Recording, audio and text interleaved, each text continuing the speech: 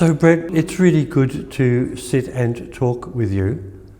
To some extent I was a bit apprehensive about this podcast because my view of life has been really challenged in the last few weeks, in part by the death of my dog, which I found to be a really painful experience. Mm-hmm. Fortunately, I have a number of practices such as Reiki, which really help me to process the grief that I'm experiencing.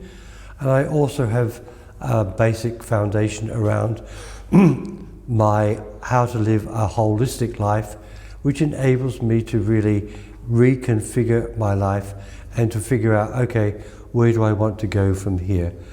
So, although I'm only 83, I credit that to really living, certainly for the last 50 years, a much better standard of life than I did perhaps in the earlier years. And what I really would encourage people to do is to look at their life, to find those things that work really well for them, support them, nurture them, and to engage in those. To look at those things that they're doing which don't support them or don't nurture them, and to stop doing them. Our life is a consequence of how we're living our life. The more consciously we live our life, probably the better the outcomes are going to be. So, I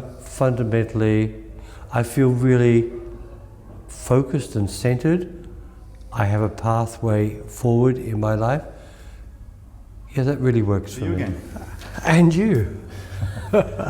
So, welcome back to the show. Thank you. Round 2, it's good to have you back. And I'm really excited to dive into why we started chatting again, was you were doing a lot of work with people who were terminally ill, and some things, came to mind that, we want to tell us a little bit about that and what you've experienced with working with terminally ill people. Sure. So I probably should clarify, probably a lot of the people I work with aren't actually terminally ill. They have diseases like cancer of one form or another, which certainly has the potential to kill them. But most of the people I work with aren't in that final stage. Those would be people who would be in hospices and healthcare. So I was watching the podcast we did originally, and I was struck by how much I was into peace, love and happiness and all of those wonderful positive views of life. And I think in the last few months I've begun to realize that it's all very well to be living in a world where you create peace, love and happiness, but there's also a lot of other stuff going on that needs to be addressed. And so, as you know, 4 years ago we moved down south, which was a really good experience. Gave us the opportunity partly to get out of Perth, but also... So I'm going to pause you down. I'm going to close that door. Yes. So that I can hear some interference.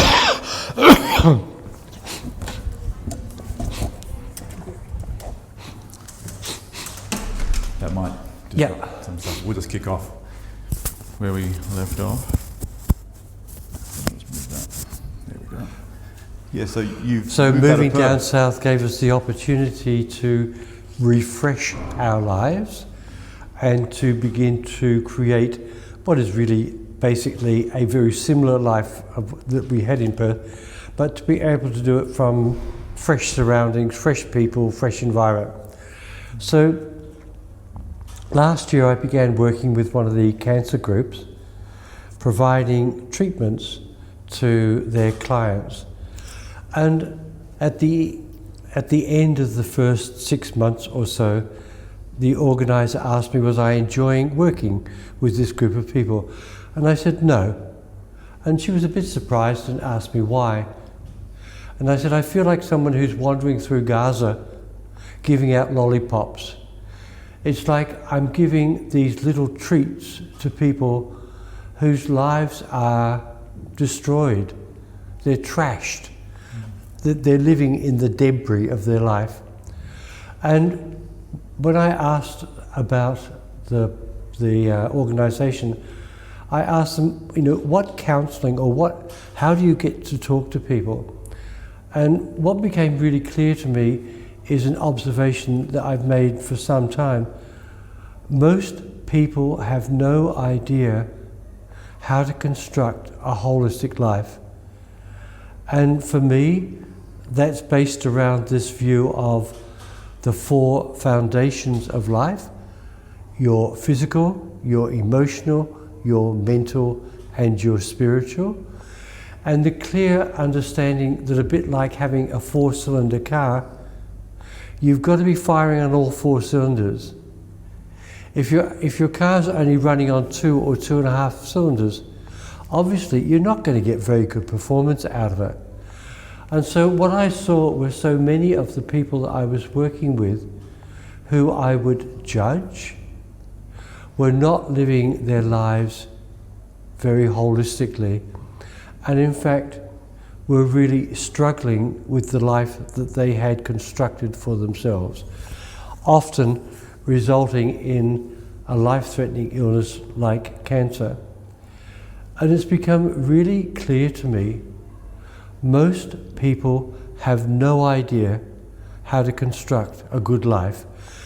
You know, we can listen to a lot of the great modern philosophers and so on, but actually when it comes down to it, it's not that complicated. When I talk about those 4 foundations, would you be interested for me to elaborate on that? Absolutely, yeah. So for me, physical. What is happening in the person's physical world? What are they eating? What are they drinking? How much exercise are they getting? How much good sleep are they getting? You know, all of these things, what is the nature of the food that they're eating? How much of it is highly processed? How much of it is rich and fresh foods? So it's become really clear to me that a lot of people these days eat foods that are either not good for them or actually are largely not good for them. They're actually destructive to them. You know, so many of the foods that we eat these days are so highly processed, highly refined. They're all made with seed oils, and there's all of these contributing factors, which means that although people eat a lot, their body actually isn't getting very many of the essential nutrients and minerals, which are absolutely fundamental to the functioning of the body. Mm-hmm. So, you know, when I reminisce about growing up in country Victoria in the 1950s, most of the foods that we ate were locally produced. You ate what was in season. It wasn't really exotic, but it was good, solid, nutritious food. I used to walk 3 kilometres to school every day, plenty of exercise. Yeah. I used to go to sleep when it got dark at night. That was basically the rule. So when I look at what's happened in the last few years, well, the last 40 or 50 years, what I see is that our lives has changed enormously, and that with regards to our body, a lot of what's happening now is really convenient, but actually it's not good for us. So at the physical level, I see there have been a lot of changes, and a lot of them aren't beneficial. I don't know whether you've seen any of those Facebook feeds about people on the beaches in the 1970s. They're lean. Mm-hmm. Yeah. Look at the pictures now. People aren't lean anymore. They're full of stuff, and most of that stuff doesn't contribute to good health and wellness. So at the physical level, that's what I see. At the emotional level, it's so much of life these days is quite an emotional landmine. How do I address this person? Do I talk to them about these issues? Is it appropriate for me to discuss these matters? It's sort of like there's so much these days which has become really tricky. But the trouble is we live in an emotional world. So how do we express those emotions that we're experiencing? Well, clearly what a lot of people do is they suppress them. But suppressed emotion in the longer term is not healthy. Clearly, in the short term, if you're going through a short patch or something, then to keep quiet and try and work through it is okay. But for a lot of people who are living in constant repression, that's really destructive. Mm-hmm. You talk about autoimmune conditions. Fundamentally, I think, and so do some other people, this is where it comes from. There's all this anger and uncertainty and jealousy and rage and all of this stuff bubbling away inside. Mm-hmm. And the body, through its hormonal system, is trying to work with all this stuff. It's trying to juggle all this stuff. And so a lot of people are constantly in that fight or flight mode, which means they're pumping out a lot of adrenaline, which is then going into their autoimmune, leading to all kinds of autoimmune conditions. Mm-hmm, mm-hmm. So, as a guy like me, you would realize that often it's quite hard now to express your emotions because there are so many conditions around what is appropriate and how is it appropriate to do that. Mm-hmm.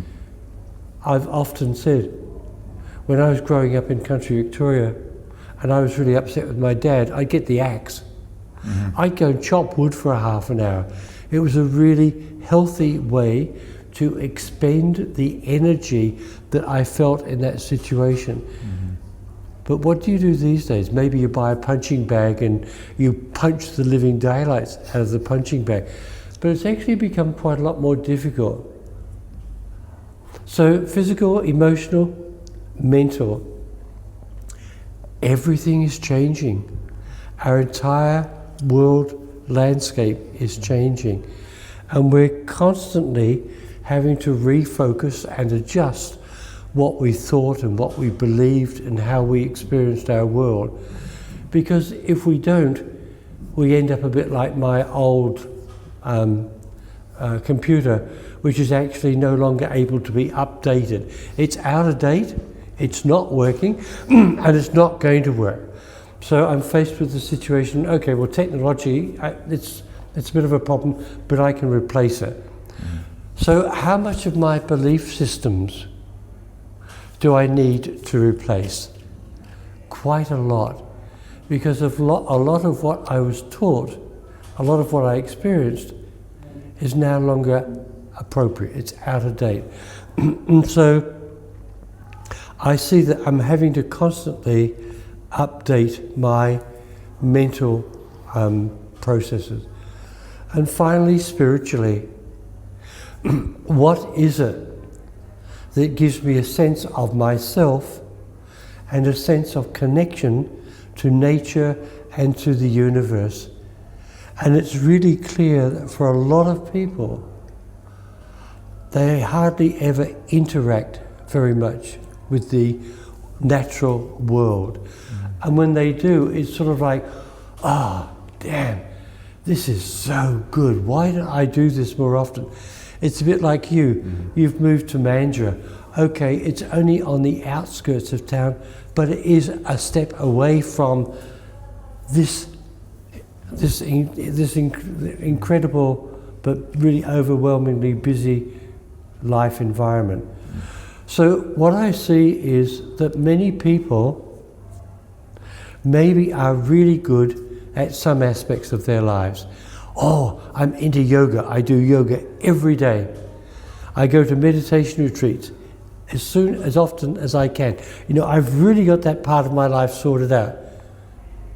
And maybe they eat quite well because of the influence of the yoga group. But how are they getting on with their emotions? Is the yoga and the yoga lifestyle actually generating spiritual experiences which become a part of their day-to-day life? And so what I'm seeing, and what I think is the challenge, is that so many people are trying to run their lives, but they're operating on 2 or 2.5 cylinders.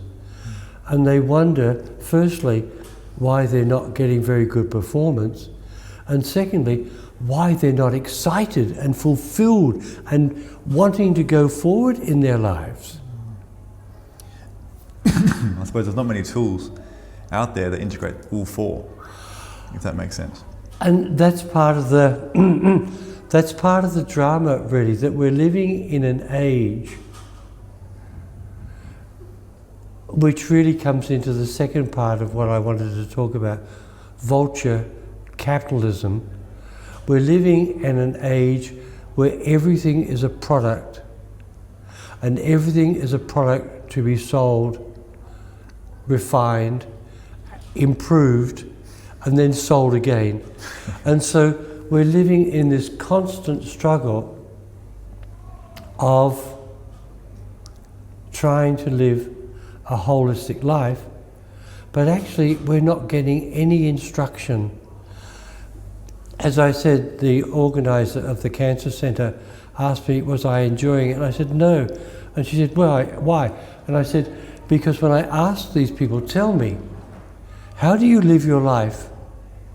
What are you doing that supports good health? None of them are able to give me a workable model. Now I say, okay, it's the physical, it's the emotional, it's the mental, it's the spiritual. For me, that's a really simple model. And for me, it works. And maybe there are other people who've developed similar but different versions of that. But fundamentally, where is anybody told, look after your body, express your emotions, keep updating your mental states. What are you doing that connects you to the natural world? Where is that being told? Okay, there might be people like Eckhart Tolle and a few of those people who are doing that stuff. But that stuff's all too complicated for me. But here in WA, and so here I am working with this cancer group, and I'm asking the organizer, who does this? There isn't anybody. They've got these people coming in various states of distress. There's a general counselling session, and then they're asked what sort of therapies are you getting and what sort of holistic support services can we offer you. But nobody's saying to them, tell me, what did you eat for breakfast? What do you drink as a drink? How much sleep are you getting? What are you doing with your accumulated anger? Nobody's drilling down into that stuff. So what's happening is, it's all superficial. I feel like somebody wandering through Gaza, giving out these little sweet treats, but there's no significant consequence to that. There's no solutions, real solutions. Do you think people are afraid who are working in the Cancer Foundation, so to speak, to start giving dietary advice or emotional advice when there could be repercussions for that, saying we don't actually know what the best foods are and things like that? It gets a bit bureaucratic and a lot of bureaucracy around what should we be eating, what should we be doing, so they just do their best to, abide by the law and keep out of trouble, if that makes sense. And that's become the problem. And that was really clear during the whole COVID-19, where doctors I know were told, if you do not give people these vaxes, we will take away your license. You will not be able to practice medicine. And these are people who had thought, let me look at this issue. Now, where's the trials? Where are the results? Who produced those trials? Who produced those results? Let me actually look at the evidence. There was very little evidence available, especially in those early days. Oh, yeah. And everybody was being told, you've got to do this, this is going to be the biggest natural disaster of all times. You've got to do this. And people were coerced. I know people who lost their jobs. Yeah. I know people who lost their homes. I've heard of people who lost their lives. They became so concerned about what was happening to them. Their lives were being trashed. Yeah. Their independence had been taken away from them, and they were told, you must do this. So then, to some extent, when you begin to look at, well, what's going on here, it's really clear that we don't have a health business. We've got a sickness industry. Our health issues are all around the sickness model. It's not about, tell me, what are you doing physically, emotionally, mentally, and spiritually? It's fundamentally, tell me, what are your symptoms? Right, I recognize those symptoms. Ah, yes. Now, take these for a fortnight and see how you get on. Now, although I'm not really very supportive of the pharmacological what is it? Pharmaceutical industry? That's it, those guys, Yeah. the pharmaceutical guys, or actually Western medicine. What I recognise that both of those can be incredibly useful. They can be incredibly useful in short term. Western medicine is amazing in trauma therapy, etc., etc. And pills and tablets can be really useful in the short term. But if you're not dealing with the causes of the disharmonies, all you're ever going to do is to treat the symptoms of the disharmonies. And our current health model is really deeply embedded in, take some of these and you'll feel better. It's not about, where is this coming from? And so I think people are really disadvantaged. And I know from personal experience, if I'm with my doctor for some reason and I ask about some natural therapy, it's sort of like, well, no, we don't believe in that. We believe in the science. We're scientists. And I get that. And I've never really been prepared to challenge my doctor and say, so you gave out hundreds, perhaps thousands of COVID vaccinations. Show me the science. There wasn't any. At that stage, there wasn't any. And what we've seen subsequent is that a lot of what was available actually wasn't supportive of either the vaccine or the administration of the vaccine. Well, they've all since been pulled. I know AstraZeneca and Moderna and I believe another one, they were all deemed unfit and they've all been pulled. I assume there's only one brand out of the 4 that's left. But what about those thousands of people? Or millions, probably. Millions of people. And not only those, I mean, in a way I understand probably we hadn't had a pandemic like this for some time. So probably a lot of people were not prepared. But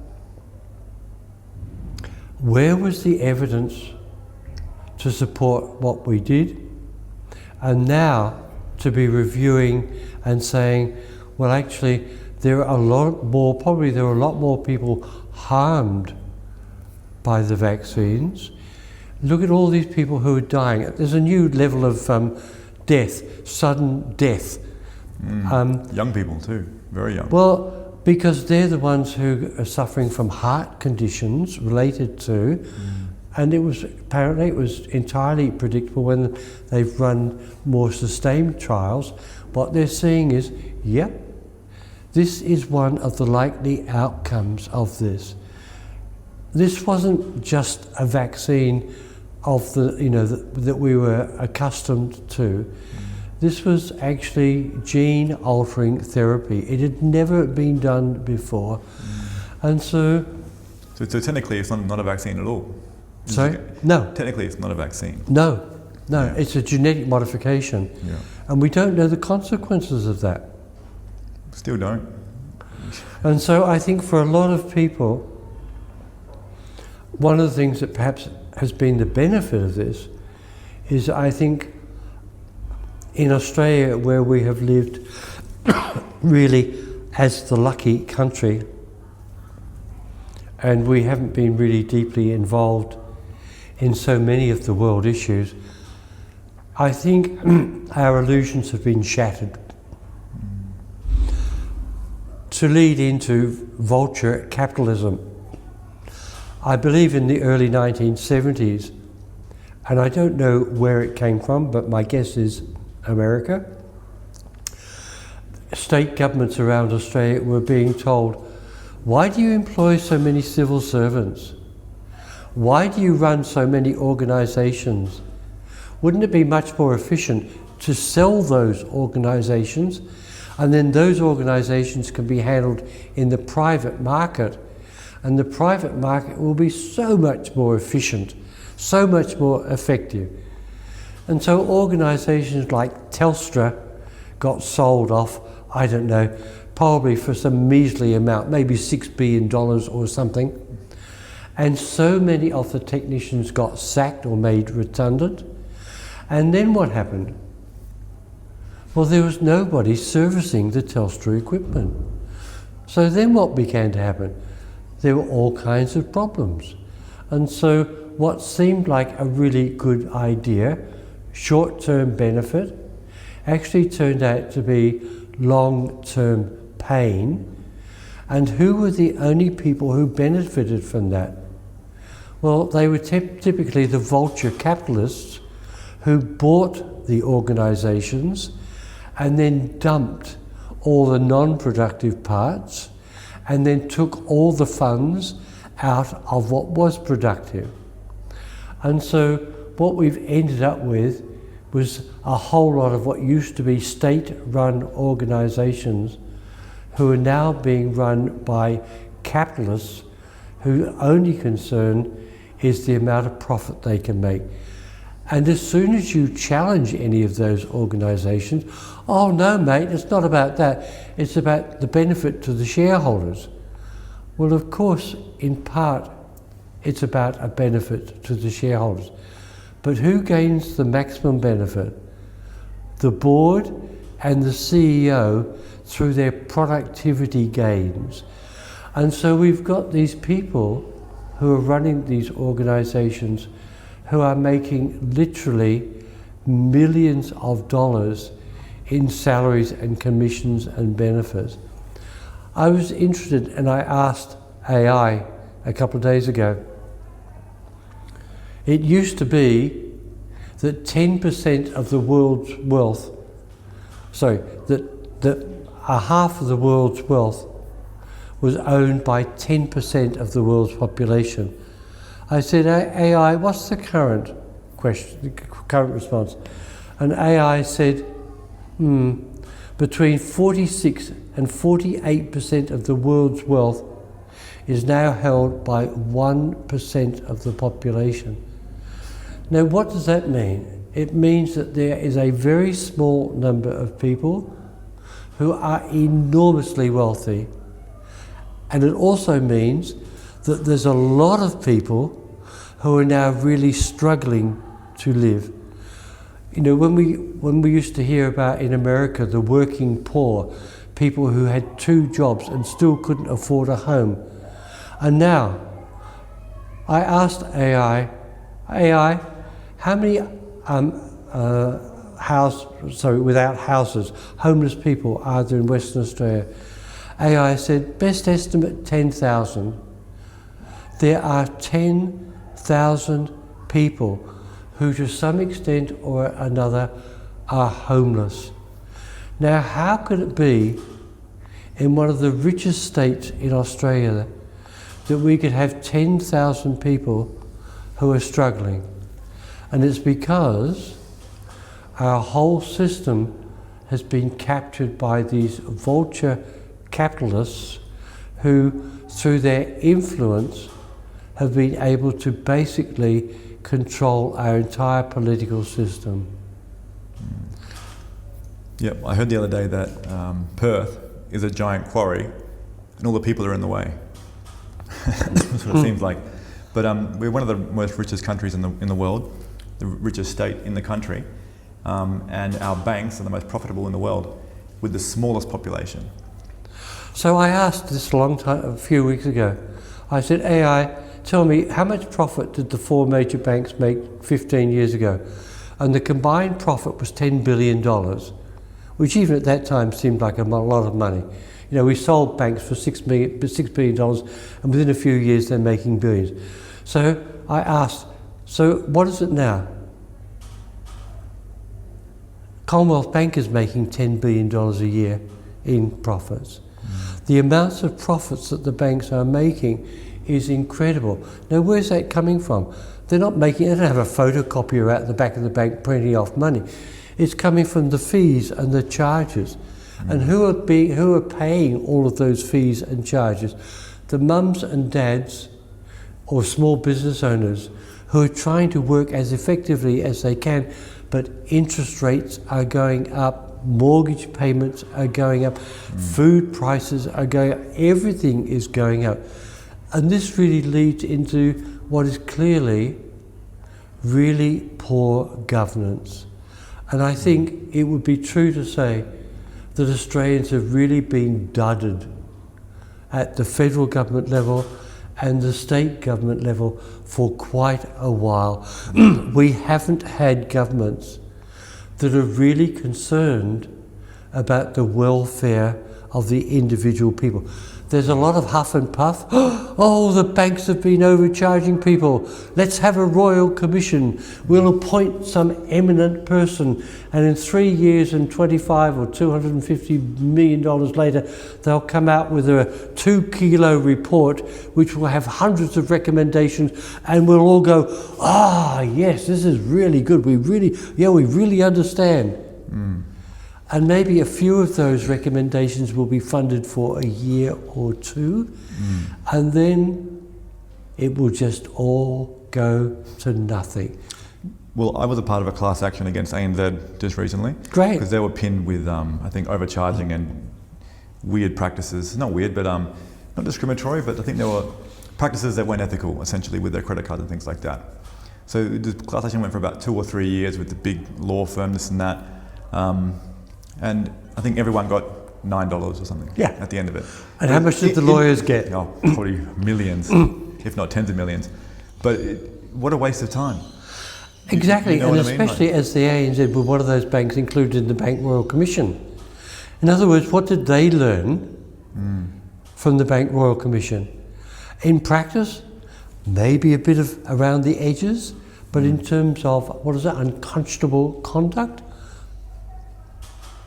Yeah, I think they just learn new ways to lobby and new laws they can change or contracts they can make to make it all legal. But what I find is the biggest issue with mortgages specifically is when you get a mortgage, the first 7 years you're paying back way more interest as a graph, and your principal gets more as you go on. But the first 7 years you're paying almost all interest. You're not paying anything off your actual principal at all, or hardly anything.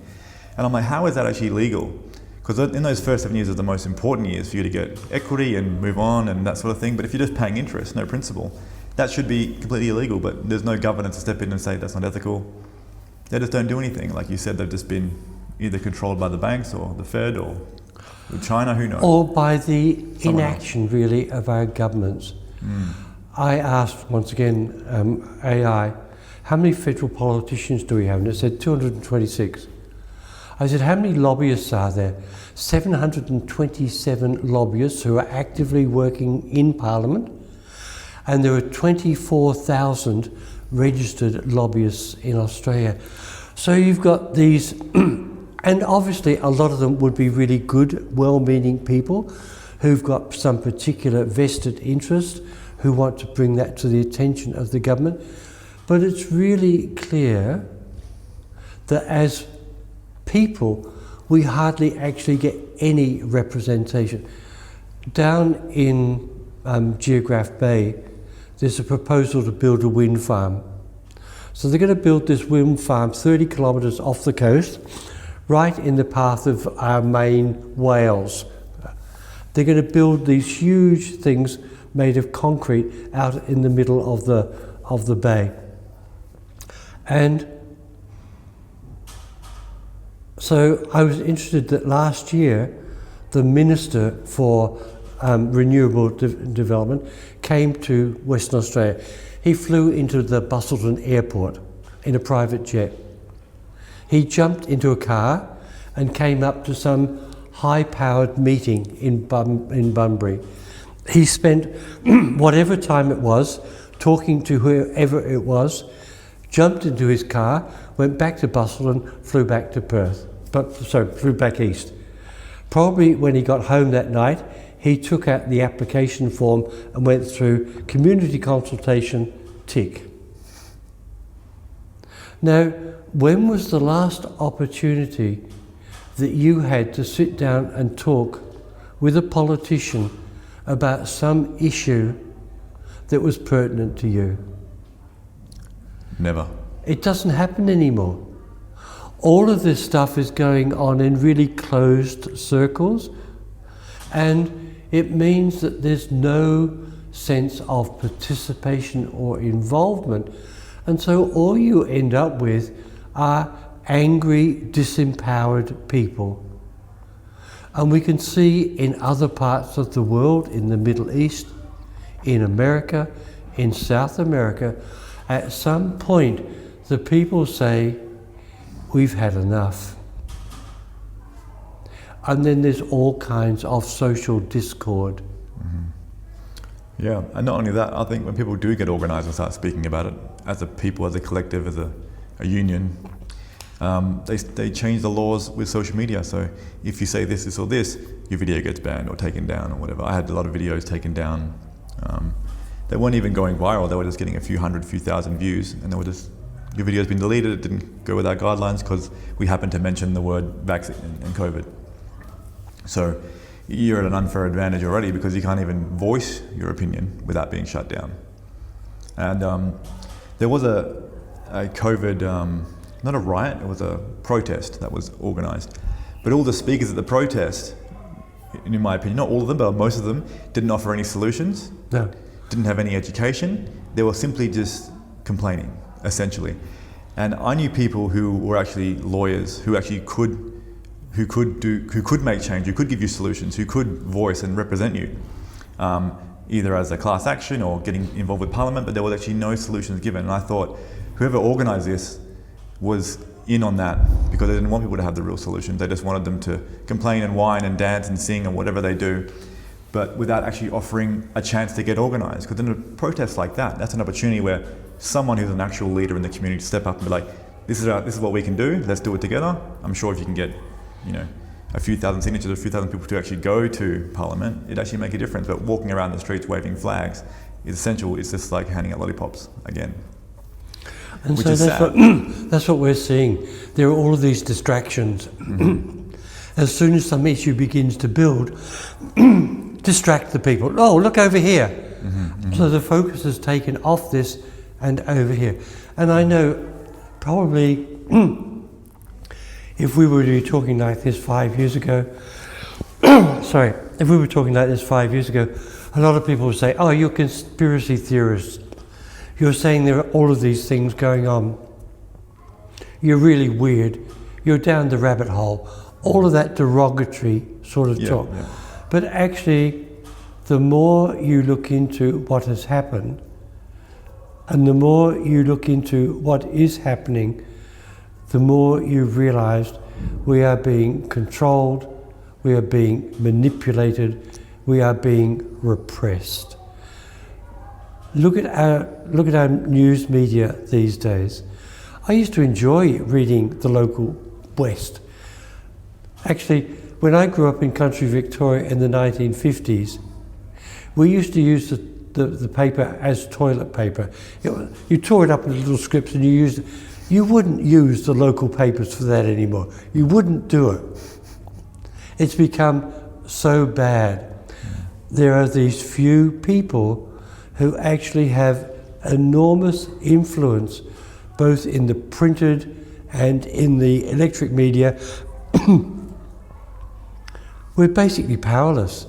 And as you say, mention COVID, fact checker says this isn't appropriate, delete, delete, delete. Mm-hmm. So where does that leave people? Angry, not feeling involved. Yeah, and I think it was John Lennon that said they want you to be angry, they want you to fight because they know how to handle people that fight. They have armies and tanks and things like that. But what they can't handle is people becoming creative, people loving, people, fixing and changing their lives and things like that, which is a difficult thing to do when you're in the mode of suppression. And also when you feel like you're in isolation. One of the things I think is really interesting, and I've been watching the Walk Across America. I don't know if you've seen any of that. No. There's these 18 or 19 monks who's left somewhere in Texas, and they're walking to the capital, 2,300 miles. And the outpouring of support as they walk through towns and villages and cities is extraordinary. There is really this heartfelt connection that a lot of people aren't able to express. And the simple act of these monks, no banners, no slogans, no chanting, quietly walking for peace. It's just such an incredibly powerful thing. But what do we see here? Our government's response is, oh, people are saying this word, or people are doing this stuff. We need to have really powerful legislation. And we see our leaders saying, we're going to bring in the most powerful legislation in Australia.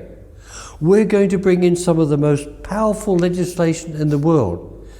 In other words, we're going to exercise the greatest amount of control of our people that's ever been implemented. And as soon as anybody begins to say or do something we don't like, it's hate speech, or it's racism, or it's wokeism, or it's something, and you can't do it. And if you do it, you're likely to end up in a lot of trouble. Mm-hmm. Is it any wonder that people aren't prepared to say, actually, we need to change this? And in that sense, I think that's where Australians have been really naive. As we get close to the next federal election, there will be some people who start jumping up and down and saying, oh gee, we really need to get organised. Let's get some voter groups going. Let's look at the issues here. But actually, they need to be doing that now. Well, all the time. Because you can't get organised in a short period of time when you're dealing with organisations which are so fundamentally structured.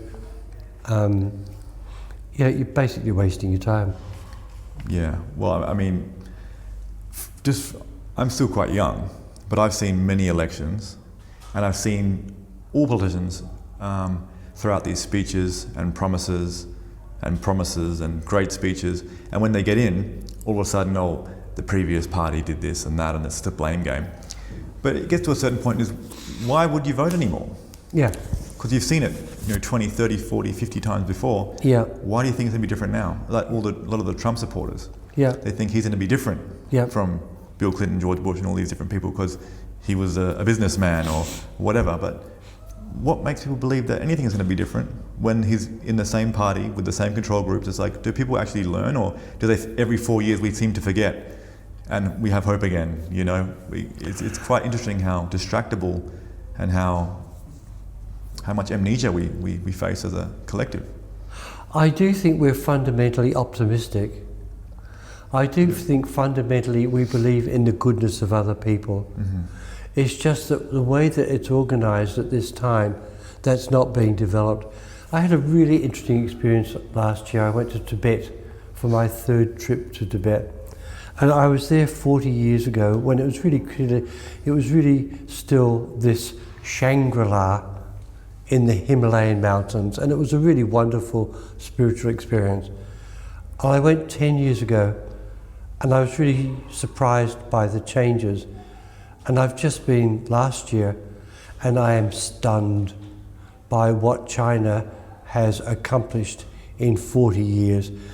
It's a centralist government which says, we will do this, and they do it. And the changes, and in so many ways, the improvements in the life of the Chinese people that I saw in Tibet was really incredible. For the Tibetans, it's a terribly bad story. Tibet has now been overwhelmed by Chinese people who've transmigrated to Tibet. And this mystical place in the mountains is now a Chinese shopping centre. It's really extraordinary. So, leaving aside my emotional response to all of that, what I see is here is a government that is highly organised, and it brings its resources to achieve what it wants. China works on 100-year plans. Where are we going to be in 100 years? In Australia, we struggle to work with 4-year plans, and as you've just said, so typically when an election is coming up, we're being told in the next 4 years, this is what we will do, and very little of that's going to happen. Partly because it's all the previous government's fault, and partly because, well, we hadn't realised this or we hadn't realised that. And so is it any wonder that a lot of Australians are thinking, actually, it's interesting. I remember listening to Clive Palmer giving his election speeches a few years ago, and I thought, this guy's really mental. But do you know what's staggering? He's making more sense to me than most of the stuff I'm hearing from the major parties. Well, the major parties, I'm sure, regurgitate a lot, and they'll get these scripts. They don't write their own stuff. I mean, you can't. If you're a member of one of the two major parties and you've got an idea that's at variance with party politics, you sit down and shut up. If you don't, you won't get pre-selection for the next election. You won't be back there. Yeah, well, that's the thing. I heard there were people that were working at the voting booths or the poll booths, and they were counting, and they weren't counting the actual independent votes at all. They had 2 piles, one for Liberal, one for Labor. That's all. So they weren't even properly counting the smaller parties, and a lot of the smaller parties have preferential seating with the bigger parties anyway. So a lot of the time you're voting for the Greens, you think you're getting the Greens in, but you're voting for Liberal, because that's how it works. So it's a bit of a con. And I thought that was going to be the solution. When those Teals were elected, I thought this is really what we need, is independent people who bring with them their interests and desires, but also the interests and desires of the community in which they live. They're not locked into, this is our party platform and you must conform. Now, I don't know how well that's actually worked out, but I still think that probably if we were to have more independence, including some of the wackos and weirdos who are going to get elected for specific parts of Australian life, but what's really clear is they do represent a particular aspect of Australian life, and they're prepared there to argue for it, as opposed to, no mate, doesn't fit into our policies, forget it. Yeah, well, I've noticed Pauline Hanson has 50% of the vote share at the moment, which is in the polls, which looks pretty good. But at the same time, I noticed that they try to defame her by saying she's anti-immigration, this and this and this, when she's just looking for balanced immigration. You know? So it's really clear that a lot of the information that we're given these days is misinformation, or it's basically just lies to distract and to destroy the credibility of people. And you know, in a way, people who might view this might think, geez, he's got a really jaundiced view of life. But what I think I'm seeing is, let's strip away the facade. What's actually happening? And when you look at what's actually happening, as opposed to what people said would happen, then we begin to see, okay, this is the reality. And it's really disenchanting, disheartening, because I think people are fundamentally good, but I think they're really getting the short end of the straw. On the other hand, life goes on, and at some point we will realise, the general population will realise, and maybe more responsible people will stand up and say, I'm a doctor. My oath is to do no harm. I will no longer do things that I know are injurious to my clients. I'm a lawyer. I understand how the law works. Yeah. Those sorts of things. Well, it's not going to be long before people will go in and the AI will say, tell us your symptoms. They'll take a photo of you and your symptoms. They'll say, I'm thinking for a moment. And then a couple of seconds later, out will come 15 pages of, this is what you're suffering from, and these are some of the offers, these are some of the remedies that you could use. And no negotiation. Yeah, but look, I work in the NDIS space, and I've come to work with a few people who do have terminally ill, which they have cancers, and they've got chemotherapy, and chemotherapy has given them ABIs, acquired brain injuries, and things like that. And some people, they handle it with grace, you know, they're smiling, laughing, this and this and this, but I couldn't imagine what you're facing in those final moments, months, years of your life. I've lost my stepmother and my father to cancer, and I think it changes your perspective on things when you're so close to death. It brings you closer to life. It's like, okay, what can we do that brings us the most amount of peace? How can we maximize our life? And how old are you now? 83. 83. So what are some of the things that you've found that genuinely bring you peace in your life? And what are some things that you've found that genuinely help those people that you work with, whether it's with your energy healing, with Reiki, or just your presence alone? So fundamentally, trying to live a holistic life. Trying to be running on 4 cylinders every day. You know, and it isn't that complicated. You know, if you go out into your car and jump into your car and off you go, it's great. But if tomorrow you haven't maintained it and the car breaks down, well, it's a big drama. And you know, as you just mentioned about your family, so many people look forward to retiring and being able to enjoy the quality of life that comes from that. But the reality of it is that by the time many people get to retirement age, they're actually not able to do that. So fundamentally, I wake up in the morning, I meditate, I send Reiki, I do some manifestation work. Then I get up, do 15 minutes of stretching exercises. I have my glass of apple cider vinegar. I go for a walk, an hour-long walk. I go to the beach and have a swim. I come home, I have a bowl of porridge, and at the moment with mangoes because they're so good. And I have my double espresso coffee and a piece of toast, and I feel ready to begin my day. And so what I'm trying to do is to create a life that supports my physical, emotional, mental, and spiritual well-being. And I'm trying to disengage from those things which are going to be disruptive to that, because it doesn't serve me. And I think really that's what it's all about. It is really easy to make life a very complicated process. I've just finished writing my Reiki book. It's called KISS. Are you familiar with that? I'm familiar. Keep it simple, stupid, right? Well, there's an option. Keep it simple, stupid, or keep it simple, sweetheart, depending on. So there's a couple of options. And it's got 5 pages.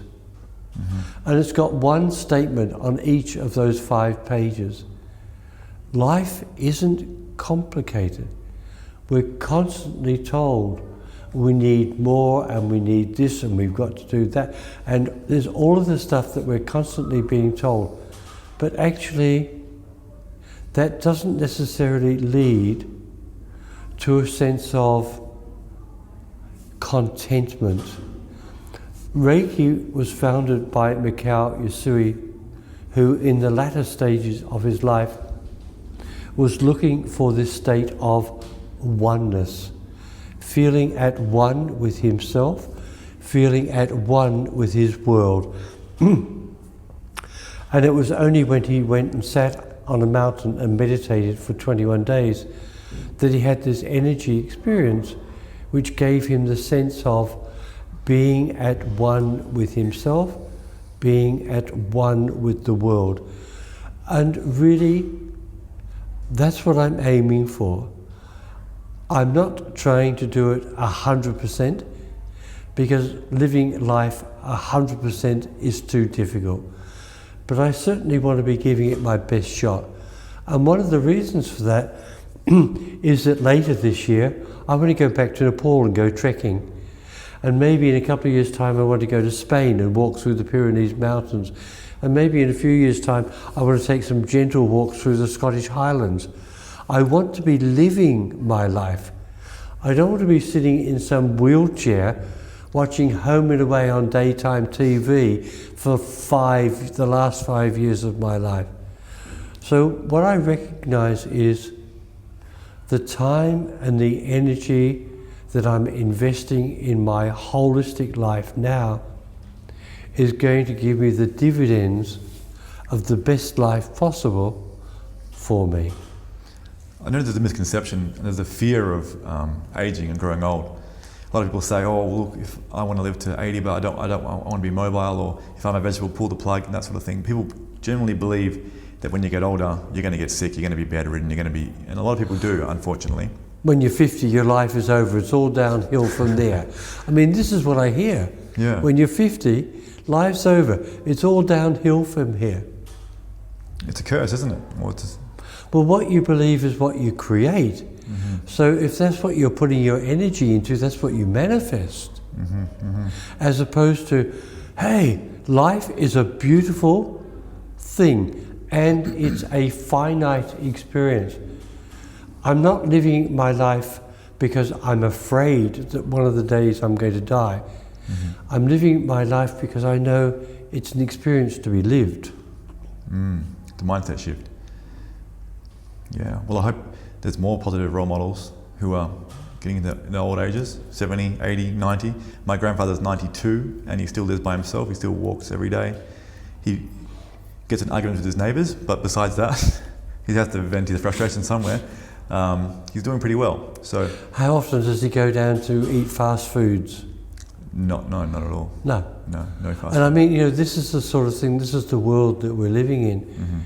where people believe that they can do this stuff, ignore their basic good health and wellness, and then complain when they're not well. Mm-hmm. Well, hello. Yeah, I heard that every new phase of life requires a sacrifice. Mm-hmm. If you're not willing to give that sacrifice, then you have no right to complain. Yep. And the sacrifice could be sacrificing fast food or sacrificing television. But then when you come to realize that these things are never a sacrifice anyway, yep. they were something you should be glad to give up. Yeah. But and it's hard to do that because as soon as you start doing those things, a lot of people are going to look at you and say, geez, you're weird. What happened? You've gone really weird. Yeah. What do you mean? You meditate. Isn't that weird stuff? Mm-hmm. You eat organic food. Wow, isn't that so expensive and really hard to get? Mm. There's all of this negative talk about being healthy. I know that, especially in Australia, I think alcohol is a big one where it's the only drug you got to justify not taking. Because I don't drink alcohol anymore, and if I'm out somewhere with family or friends, like, oh, why aren't you drinking? I'm like, oh, I don't drink. I look at you like something's wrong with you. But I just know that alcohol is not aligned with my highest ideal, which I still may have a red wine here and there at dinner, sure, if need be, to enjoy life if I'm in Italy or something like that.